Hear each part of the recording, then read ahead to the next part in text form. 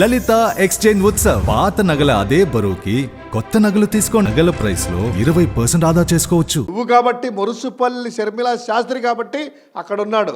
కానీ నిజమైన వారసుడు వైఎస్ జగన్మోహన్ రెడ్డి గారు కాబట్టి బయటకు వచ్చి సొంత పార్టీ పెట్టుకుని ముఖ్యమంత్రి అయి ఈరోజు దేశానికే ఛాలెంజ్ ఇస్తున్నాడు.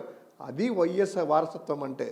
నీలాగా అట్టెళ్ళేసి మురుసుపల్లి అనిల్ శాస్త్రి చేసుకున్న తర్వాత వైఎస్ ట్యాగ్ పెట్టుకోవడము ఇది కాదమ్మా.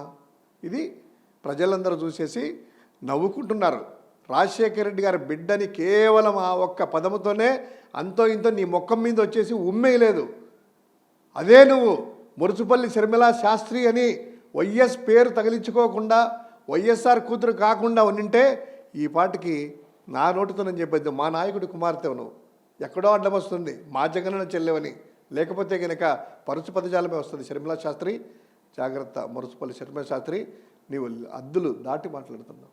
రైట్. ఇక్కడ టీడీపీ నాయకులు ఎన్నికల దగ్గర పడుతున్న నేపథ్యంలో టీడీపీ నాయకులు ఘాటు వ్యాఖ్యలు చేస్తున్నారు వైసీపీ మీద. తీవ్ర దురుసుగా ముందుకు వెళ్తున్న పరిస్థితి ఎట్లా చూడొచ్చు? బుచ్చయ్య చౌదరి గారు అన్నారు 50 మంది ఎమ్మెల్యేలు మాతో టచ్లో ఉన్నారు అంటూ.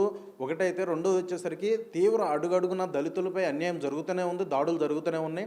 ఆఖరికి అంబేద్కర్ విగ్రహంతో కూడా ఇక్కడ అన్యాయాలు జరిగినాయి, అక్రమాలు జరిగినాయి అంటూ కూడా చెప్పుకొస్తున్నారు. సరే ఎట్లా చూడవచ్చు? ఇంకా చెప్పాలని ఇంకా చాలా ఘాటు వ్యాఖ్యలు చేశారు. వారికి ఏ సమాధానం?